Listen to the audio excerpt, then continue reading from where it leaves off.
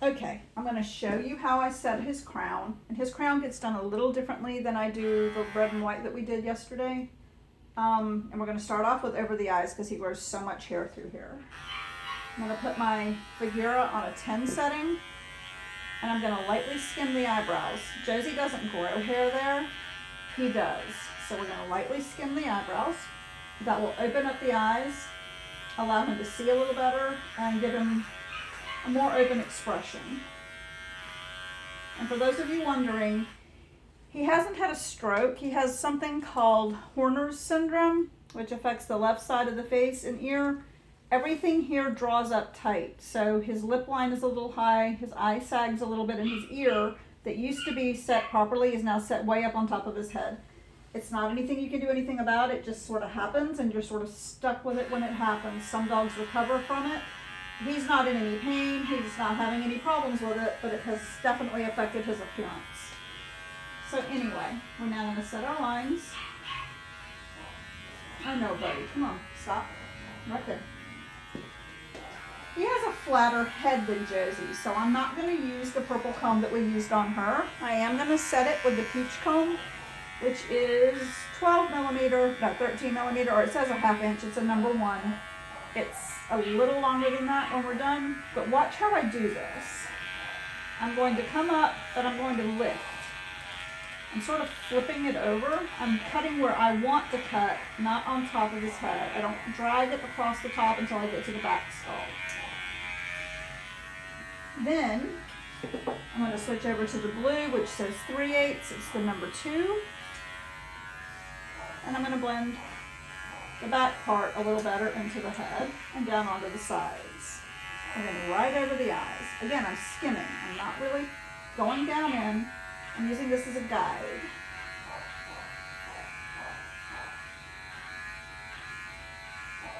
And I'm going to skim it that way because I wasn't happy with the other one. Now to blend in the back skull a little more and quickly, I'm going to use my purple comb, which is what I tried to do his back with in the first place, and it wasn't cutting it. It just didn't work. So we're going to do this here. Shape that like that. On the sides, I'm coming straight up with the purple, which is going to make it a little higher. And the bulk of my work is now done on his top knot. Yeah, listen at me. On his crown.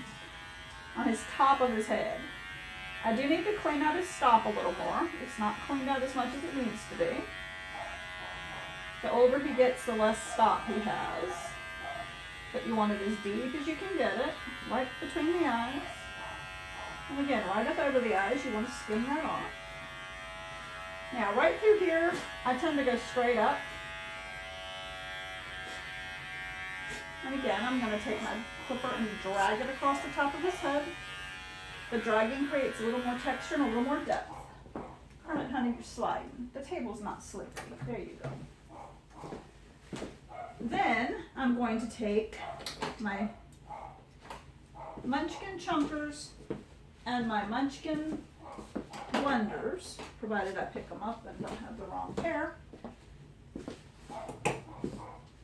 And on top of his head, I'm just going to shape a little bit here with my chunkers.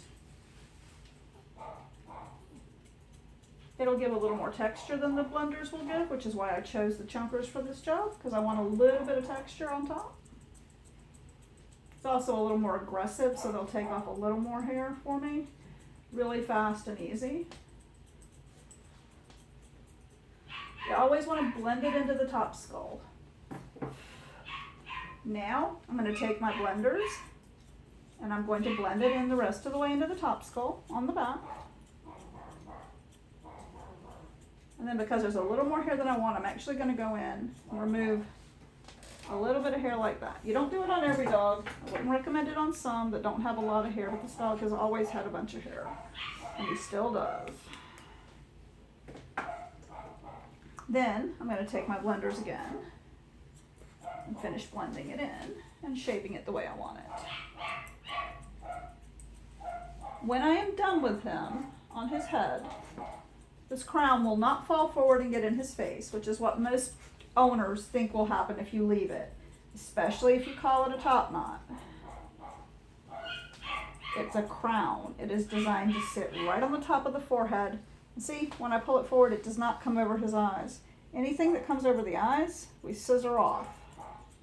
Up and in. Remember, this is not a show. This is not a competition. This is a pet. This is what we're doing, is pet cocker heads today. That's why I used a snap-on. In the ring, I would have never done that. If we were showing him, I would have never done that.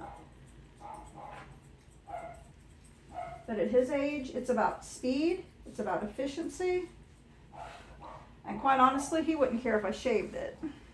But that's a real quick cocker crown that doesn't fall in his eyes and just adds shape to his head.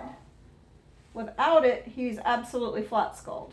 With it, he has a nice dome like he's supposed to have. All done, and you're ready to go up.